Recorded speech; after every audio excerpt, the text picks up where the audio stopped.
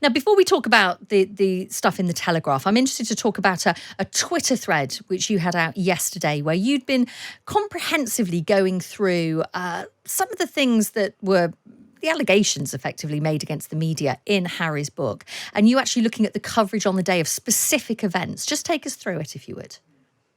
Yes, the first thing that struck me was that I was looking at what he wrote about their trip to South Africa and the launch of the lawsuit against the Mail on Sunday when Meghan sued the Mail on Sunday for breach of privacy and copyright. And in it, Harry says that the lawsuit was barely covered at all in the papers. And I remember this, and I thought, hang on, you've got that wrong, mate. So I looked it up. And it was the front page story in the Times. It was the splash in the Times. It was widely and extensively covered elsewhere. But Harry seems to think it was barely covered at all. He makes this sort of sarcastic remark about a bit of fuss about Meghan closing the car door herself once, that got more coverage. And this is just nutty. It's just deluded. And then I looked at something else, and that was... after their honeymoon, Meghan had an away day with the Queen in Cheshire. It was a very significant event. I was there. I remember seeing Meghan and the Queen get off the royal train together. And what Harry says about this, he says that, Meghan thought it was great, had a really good day, was very positive about it. But he says the papers pronounced the trip an unmitigated disaster. They portrayed Meg as pushy, uppity, ignorant of royal protocol. That ignorant of royal protocol was also as a reference to a tiny incident about they weren't quite sure who was sort of getting out of the car first. Anyway, so I decided to go and look at the coverage of the next day's papers. And I looked at them all, everything from the Times and the Telegraph through to the tabloids. And they were all overwhelmingly positive. It was absolutely extraordinary.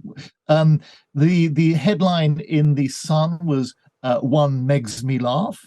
Lovely picture of the Queen and Meghan having a good old giggle together.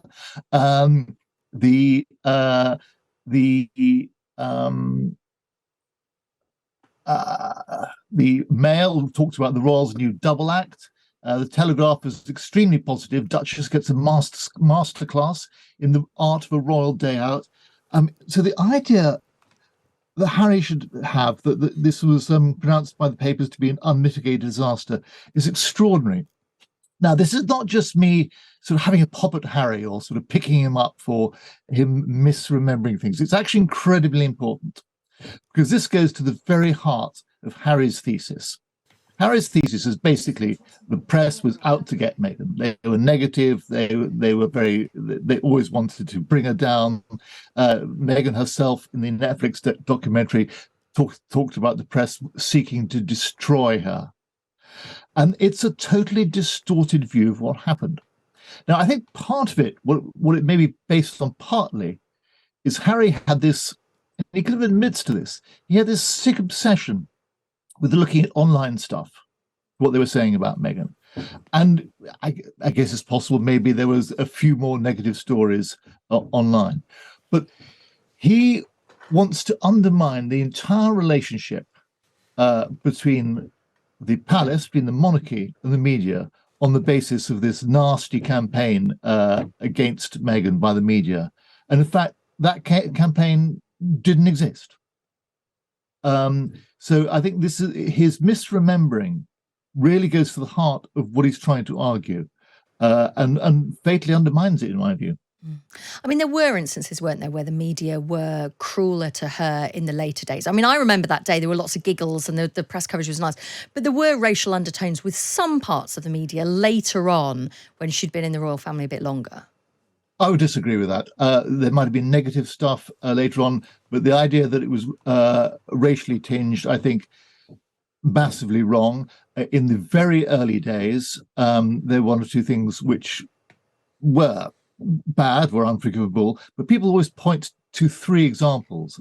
And the reason why they point to three examples, which were basically a famous Mail Online piece about straight out of Compton, a piece by Rachel Johnson, which talked about exotic DNA, and one other Daily Mail front page.